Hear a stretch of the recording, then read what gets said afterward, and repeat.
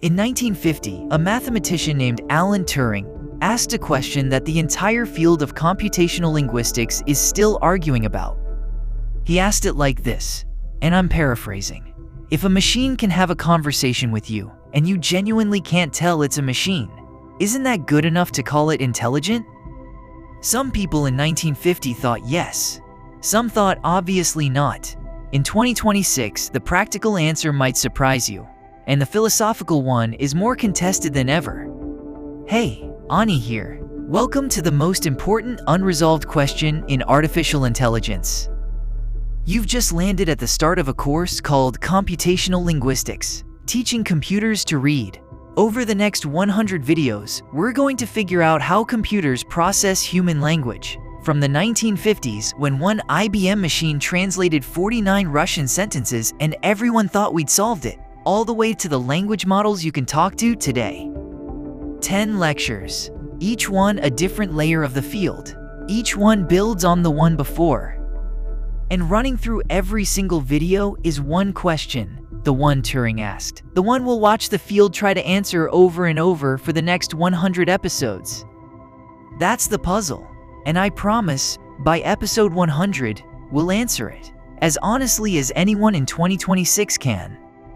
In the next 8 minutes, I want to do 3 things. 1. Who was Alan Turing really? And what did he actually propose in 1950? Spoiler, it's slightly different from what you've heard.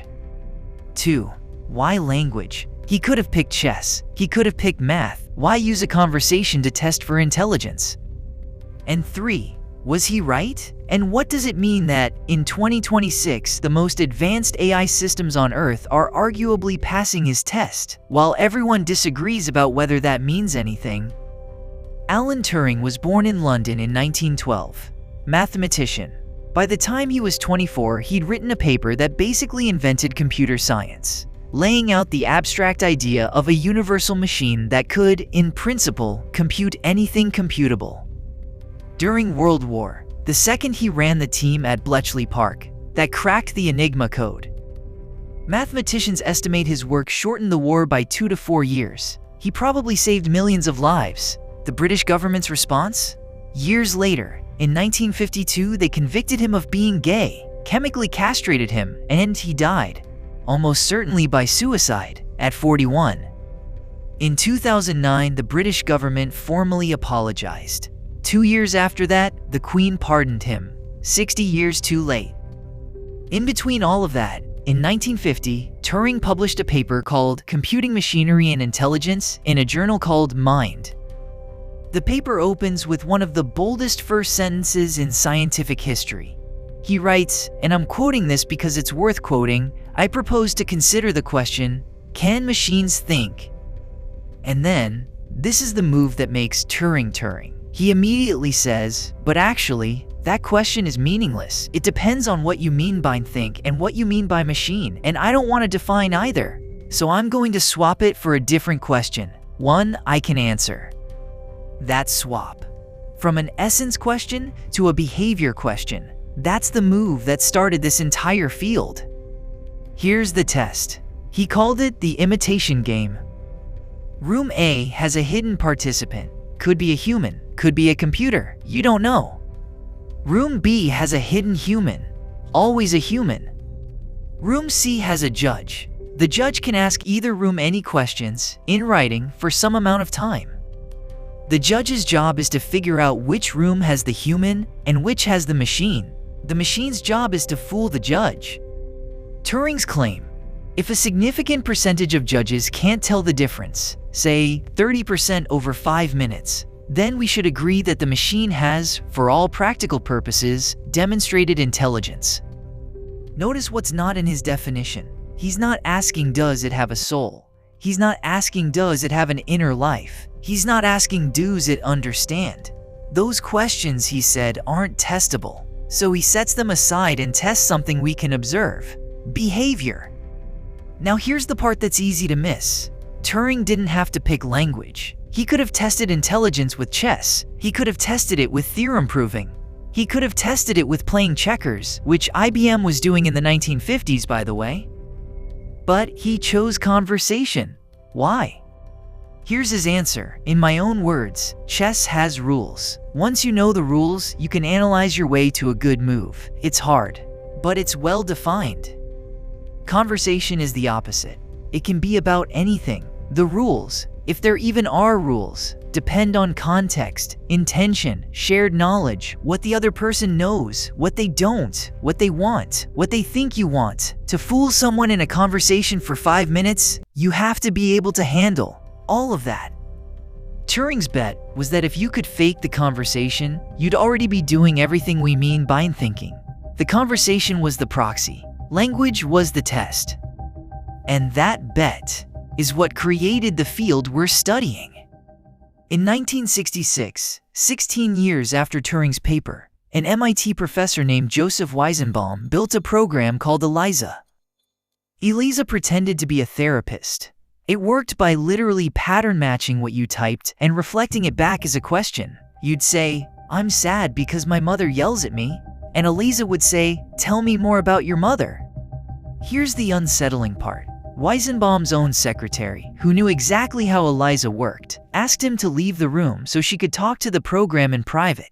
Other people refused to believe it was a computer. Weizenbaum was horrified. He'd built the program to demonstrate that the Turing test was too easy, that surface-level imitation was different from real understanding, and his audience kept missing the point. He spent the rest of his life writing books arguing AI was a bad idea.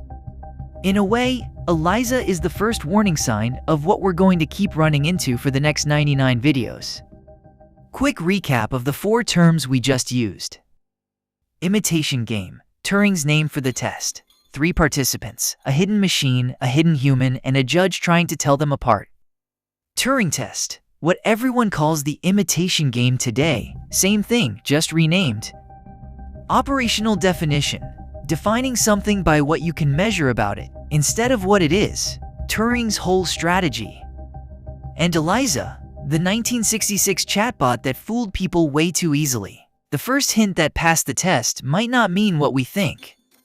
Quick check. First question. What question did Turing replace "can machines think" with? Answer, B. He swapped the essence question for a behavior question. Next, why did Turing pick conversation as the test? Answer, C. Because conversation, unlike chess, requires handling everything: context, intention, shared knowledge. Last one. What was the unsettling thing about ELIZA? Answer, C. People formed real emotional bonds with it, even when they knew it was just pattern matching. Okay, back to where we started. Turing's answer in 1950 was, yes, behavior is enough. If you can't tell, that is the test. And almost immediately, even before ELIZA, people started pushing back. They said, behavior isn't enough. You can fake behavior. The question of whether something understands is different from whether something can perform.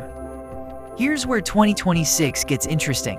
In 2024, 2 researchers at UC San Diego ran the most careful Turing test in decades.